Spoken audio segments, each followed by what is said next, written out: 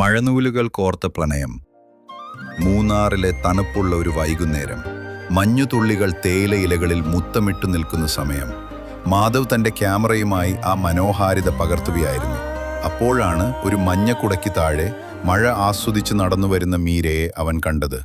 ആദ്യ കാഴ്ചയിൽ തന്നെ അവളുടെ കണ്ണുകളിലെ തിളക്കം ആ കുന്നിൻപുറത്തേക്കാൾ മനോഹരമാണെന്ന് മാധവിന് തോന്നി. അറിയാതെ തന്നെ അവൻ്റെ ക്യാമറ ലെൻസ് അവൾക്കു നേരെ തിരിഞ്ഞു.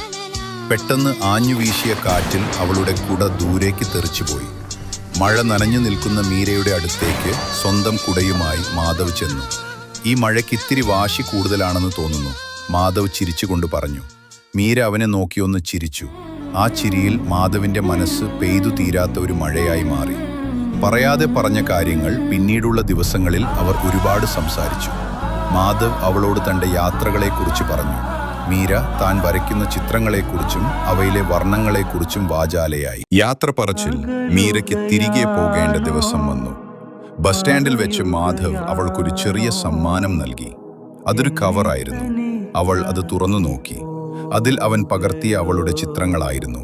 ഏറ്റവും ഒടുവിലത്തെ ചിത്രത്തിന് താഴെ അവൻ ഇങ്ങനെ കുറിച്ചു: നമുക്കൊന്നിച്ച് നനയാൻ ഇനിയും ഒരുപാട് മഴക്കാലങ്ങൾ ബാക്കിയുണ്ട്, കാത്തിരിക്കട്ടെ ഞാൻ. മീരയുടെ കണ്ണുകൾ നിറഞ്ഞു. അവൾ ബസ്സിൽ കയറി ജനാലയ്ക്കിൽ ഇരുന്നു കൊണ്ട് മാധവിനെ നോക്കി.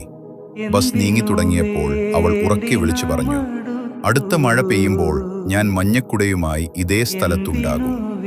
മാധവ് പുഞ്ചിരിയോടെ നോക്കി നിന്നു. മൂന്നാറിലെ ആ മഞ്ഞിൽ അവരുടെ പ്രണയം ഒരു മനോഹരമായ കവിത പോലെ പെയ്തുകൊണ്ടേയിരുന്നു.